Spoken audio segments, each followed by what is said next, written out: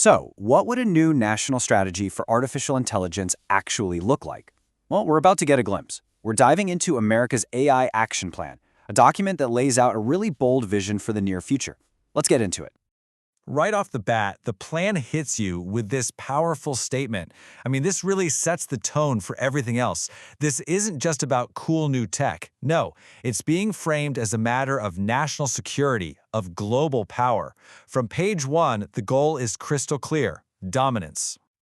All right, so here's our game plan. First, we're going to look at that ultimate goal, AI dominance. Then we'll dig into the three big pillars the whole thing is built on. That's innovation, infrastructure, and global leadership. And finally, we'll pull it all together and look at the big picture. So the whole idea here, the central premise of this document, is that the world is in an AI race. You can think of it just like the space race back in the 20th century. The plan argues that whoever wins this race is going to reap massive economic and military rewards, and they'll get to write the rules for this incredible technology. And you've really got to understand this definition to get the mindset behind the whole plan. The AI race, as they see it, is not just some friendly competition.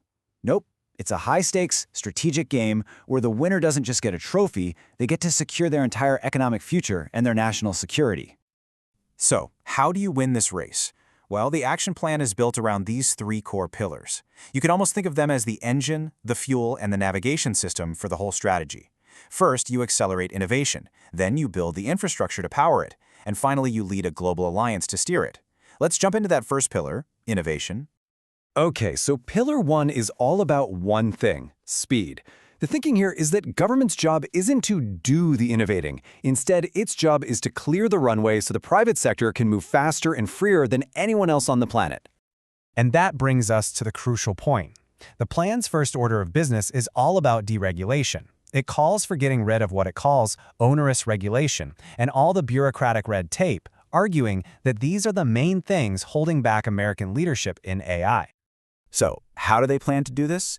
Well, you can kind of split it in two. First, there's a bunch of rollbacks. Things like rescinding previous executive orders on AI and revising the big NIST risk framework to take out mentions of things like misinformation and DEI. Then it pivots to more proactive policies, making sure AI protects free speech, pushing for open source models to really stir up competition, and, this is a big one, funding the retraining of the American workforce for this new AI-driven economy. But okay, all that innovation, all that software, it doesn't just live in the cloud, right? It needs a real, physical foundation. And that brings us to Pillar 2, infrastructure. The plan makes the case that AI is different. It's this digital technology that requires a massive, real-world build-out of our energy grids and our data centers. And this quote, man, it really captures the urgent, assertive tone of this whole section. The plan basically frames environmental rules and slow permitting processes as direct threats to winning the AI race. It's calling for a huge, unencumbered national building effort. So why the big rush? Well, the plan points to this comparison right here. It argues that U.S. energy capacity has basically been flat for decades, while at the same time China has been rapidly building out its grid. From this plan's perspective, that's not just a gap, it's a critical vulnerability in the race for AI.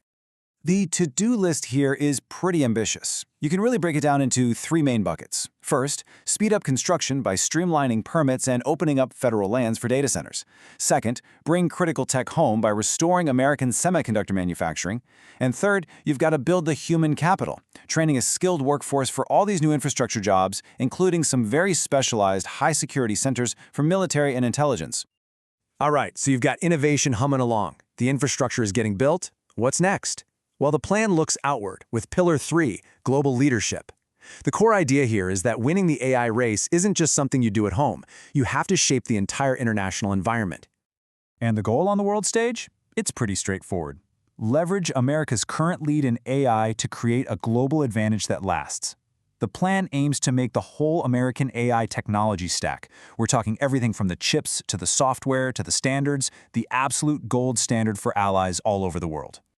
Now, the policies to get this done really fall into two camps, offense and defense. On offense, it's all about exporting that full American AI stack to allies and actively countering Chinese influence in those groups that set international standards.